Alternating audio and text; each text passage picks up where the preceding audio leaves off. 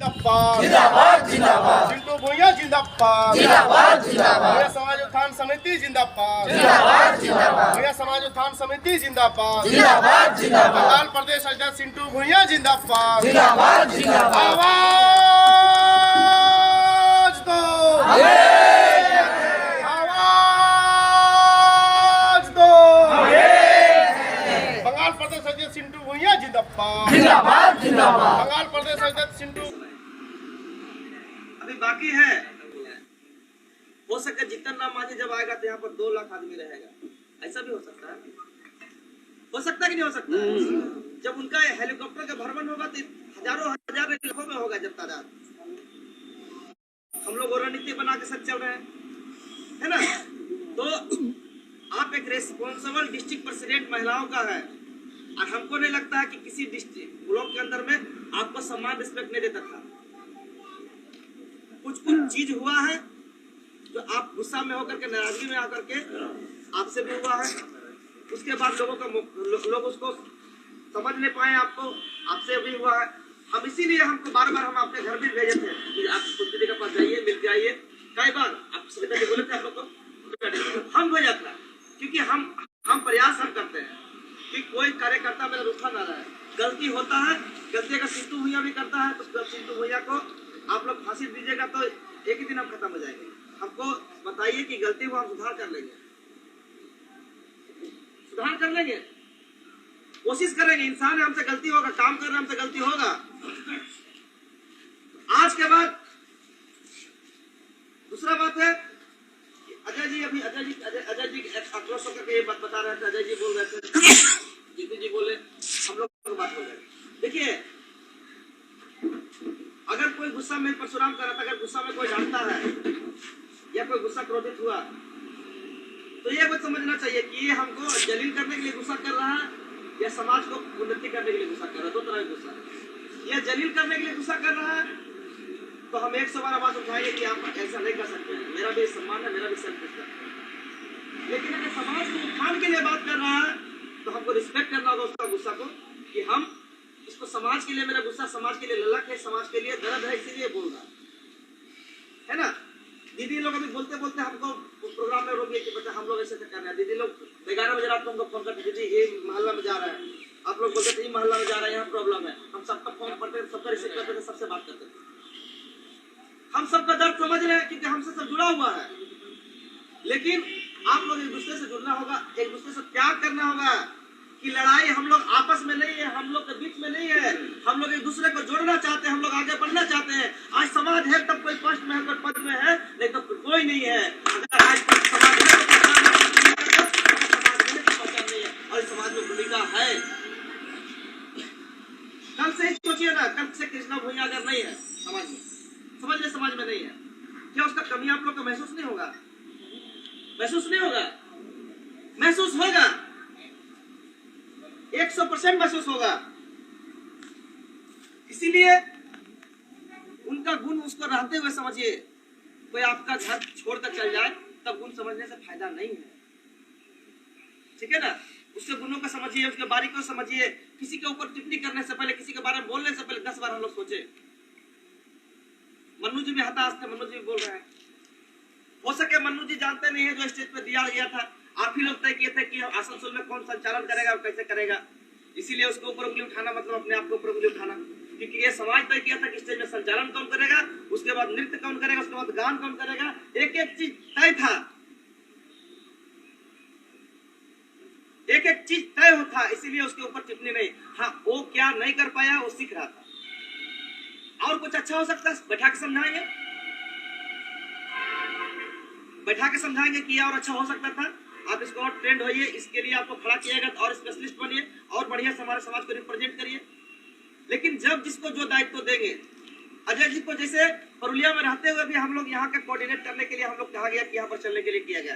ये बेचारा रिस्पॉन्सिबल है इस चीज के लिए कि अपना ड्यूटी करने के बाद भी हर जगह पे अटेंड करता और बोलता है, फोन करता, सब होता है। ये समय ही कौन देगा?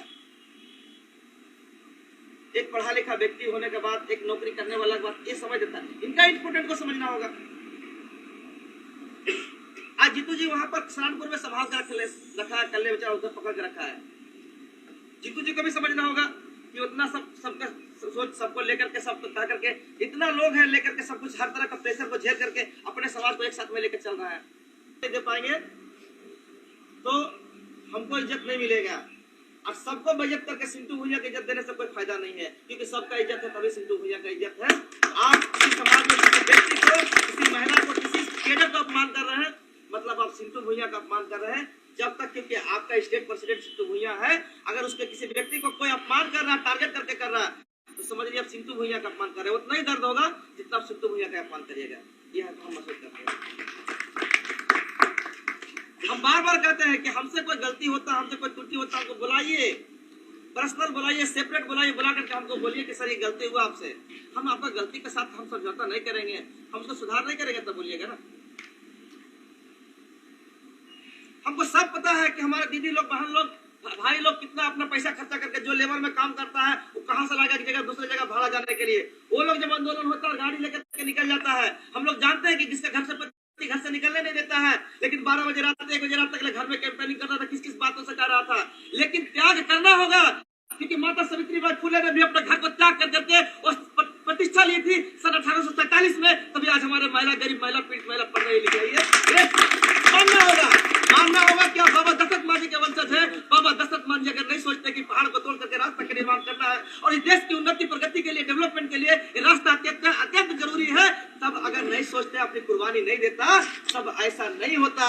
वो नहीं होता अगर बाबा भीमराव अम्बेडकर साहब नहीं सोचते कि इस देश को एक लोकतांत्रिक, मजबूत लोकतांत्रिक बनाना है। इस देश में, इस भारत में नहीं, वर्ल्ड के सभी संविधानों का अध्ययन करके एक मजबूत संविधान देकर इस भारत को उस स्तर तक पहुंचाना है जहाँ की भारत के दूर आसपास भी कोई नहीं देख पाए, कोई झांक पाए, और एक निचले स्तर के व्यक्ति भी भारत में सजा उठा करके, माथे उठा करके, मान सम्मान इज्जत के साथ जीत रहे।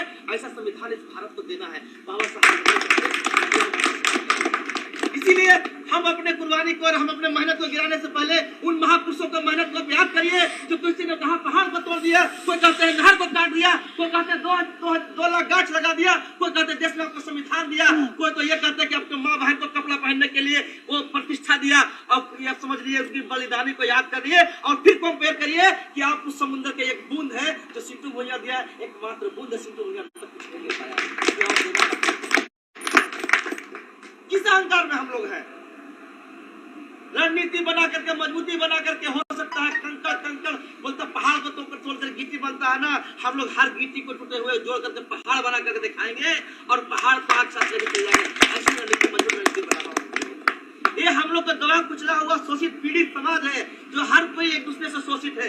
ऐसा हमारा भुइयां समाज में बहुत कम परिवार, मोहल्ला गांव छोड़िए, बहुत कम परिवार मिलता है जिसके ऊपर कोई टॉर्चर नहीं है, किसके ऊपर कोई शोषण नहीं है, जो कोई महाजनों के दबाव में नहीं है, कोई पाड़ा के दबाव में नहीं है, कोई नेता के दबाव में नहीं है, कोई वहाँ के उच्च नीच जाति के दबाव में नहीं है, कोई जाति का शिकार नहीं हो रहा है, कोई आर्थिक का शिकार नहीं हो रहा।